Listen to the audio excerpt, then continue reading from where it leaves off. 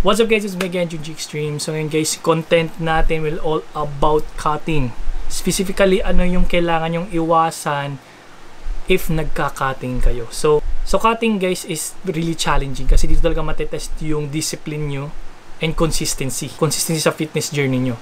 Kasi guys, yung cutting, kailangan talaga niyan ng like discipline sa pagkain nyo. If hindi kayo consistent doon sa process na yun, may hirapan kayo sa cutting nyo and may hirapan kayo ma-reach yung goal nyo. Una-una guys, kailangan, if gusto nyo mag-cutting, gusto nyo talaga. Yan talaga yung goal nyo. Kasi baka nasa middle na kayo, gusto nyo mag-bulking. Malilituan lang kayo and mas mahirapan kayo ma-reach yung goal nyo.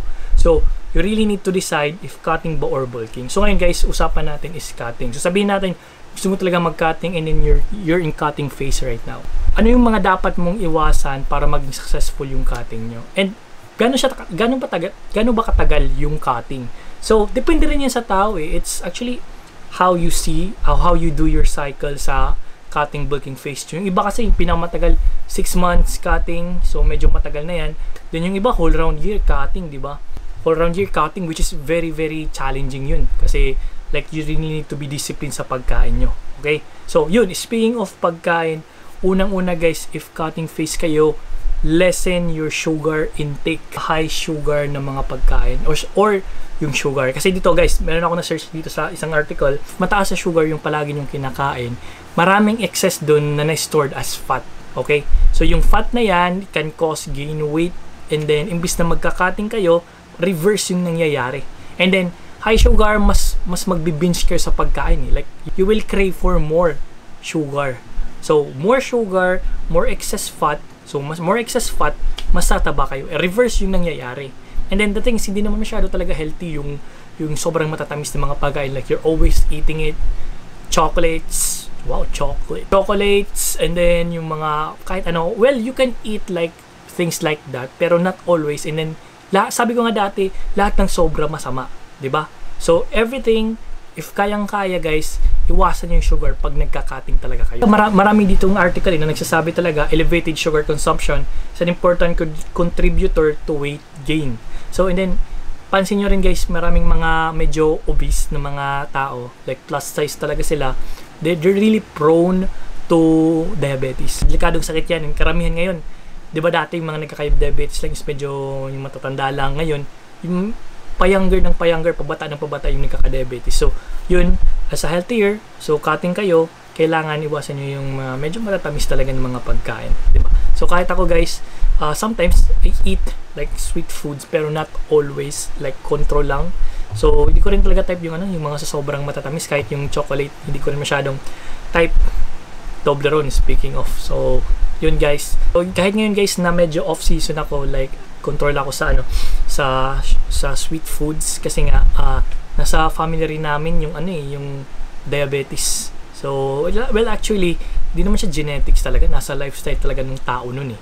If how you bring your lifestyle, how you do your lifestyle, di ba? So yun guys, if you really want to succeed sa cutting nyo, bawas-bawasan nyo yung sugar intake nyo. Like if magko-coffee kayo sa coffee shop, pabawasan yung percentage ng sugar level nyo para goods na goods lang. Okay? Well, okay naman mag-intake ng sugar kasi syempre, yun eh, energy rin yun eh. Pero, make sure na like everything is controlled. Okay? Sabi ko nga, lahat ng sobra, masama. Another thing guys na kailangan nating iwasan or not necessarily iwasan or bawasan is yung carbs rin. Okay? So, carbs syempre is very important sa mga nagka-cutting. Diba? So, there are a lot of sources of carbs pero if gusto nyo mag-cutting talaga, mas recommended ako pag nagpe-prep ako is mas recommended ko yung yung kamote as source of carbs kasi marami rin siyang like yung minerals niya mas marami pa siyang like nutrients na makukuha nyo compare sa ordinary yung rice lang. Kamote mas magaan siya sa tiyan and mas matagal kayong magugutom doon. Like magaan lang siya sa tiyan, feeling nyo busog kayo pero magaan lang siya sa tiyan compare sa rice. Okay? So I'm not saying na totally remove the carb pero actually if as time pass by may adjustments na nangyayari dahil like, depende, if goal nyo ganitong weight, if yung weight nyo is like parang nagpa-plateau kayo, try to adjust the carbs to lower it down. Para, syempre, you're doing cutting, you're also looking at your weight na kailangan bumawas yan. Pero sometimes, guys, sa mga nagka-cutting, it's not always na naglo-lose weight kayo. Yung iba is parang, sabi nila, Coach, bakit nami-maintain yung timbang ko kahit nagda-diet ako, kahit nagka-cutting ako, on point naman yung carbs ko, yung protein ko. Isang reason rin yan kasi nag-gain kayo ng lean muscle mass. Okay? So if you're doing cutting, it's not always na yung timbang nyo is pababa. Yung iba naman, nami-maintain lang nila, pero parang papapansin nila, yung fats nila is nagbabawas.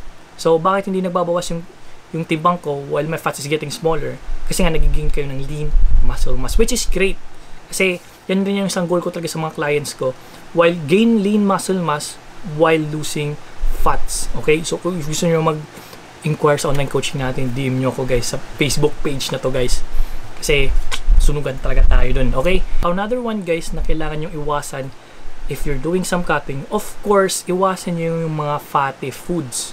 Fatty foods, example there is yung pork, lechon kawali, mga deep fried foods, fast food chains na mga pagkain. So, dun na po pasok yung discipline sa pagkain natin. Like, you really need to do, if you want a successful cutting phase, and then quality yung magigain nyo, syempre, kailangan quality rin yung pagkain nyo. Remember, it's like the 75% of the whole process.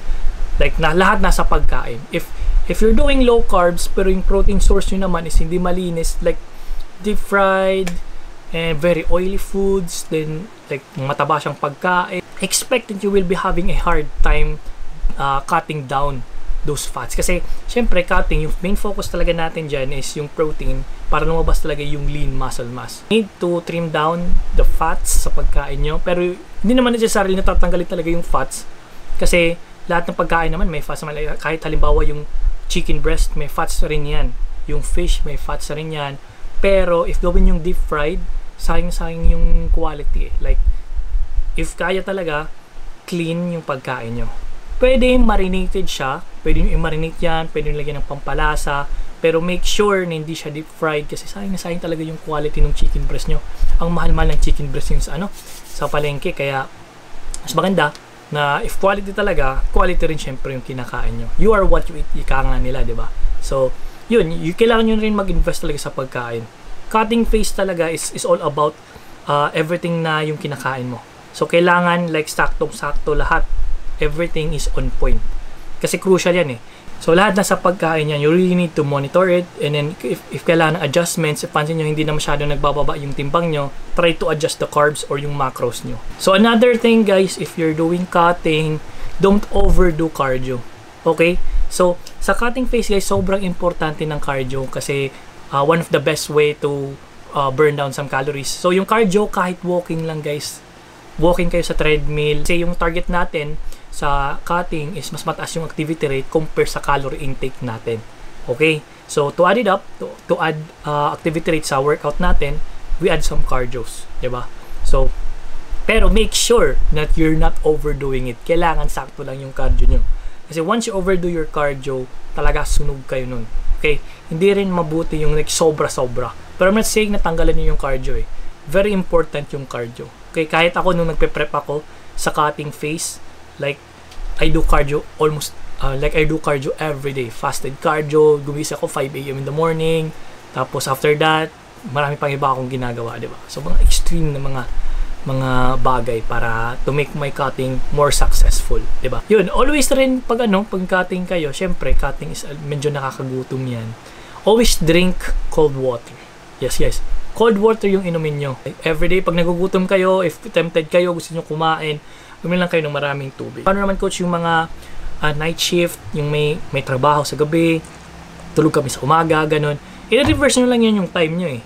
Like, ibabaliktad nyo lang. So, yung first meal nyo, mag-start kayo, like, kung kailan kayo talaga nagising. So, if nagigising kayo 6 PM ng gabi, dun kayo mag-start ng first meal nyo. Like, i-reverse lang yan, yung oras nyo. So, kasi ako rin, marami akong mga clients na mga night shift. So, yung ginagawa namin is reverse lang talaga yung oras. Kasi, minomonitor ko rin talaga pag mostly kasi yan talaga yung target ng online coaching natin is yung mag-gain ng lean muscle habang nag-trim down ng fats. Minomonitor ko talaga yung midsection nila, like yung fat percentage para mapababa pa talaga natin. Then, syempre, yung macros, kailangan may adjustments rin yan. Kaya kayo, DM na kayo. Gusto nyo talaga mag-apply ng online coaching natin. So, yun guys, I will make this video short. So, again, shoutout rin pala sa mga taga G Extreme Gym. Shoutout taga sa G Extreme Fitness Center dito sa amin. Shoutout sa inyo. And shoutout sa mga solid supporters natin na palaging nanonood. So, always remember guys to work smart, okay? Not just to work hard but to work smart. So if may mga katanungan pa kayo, comment down below para gawan natin ng content para sagutin natin yung mga katanungan, okay? So keep working hard guys, keep pushing hard. Syempre, let's surprise yung mga taong di naniniwala sa atin. Let's go. Peace.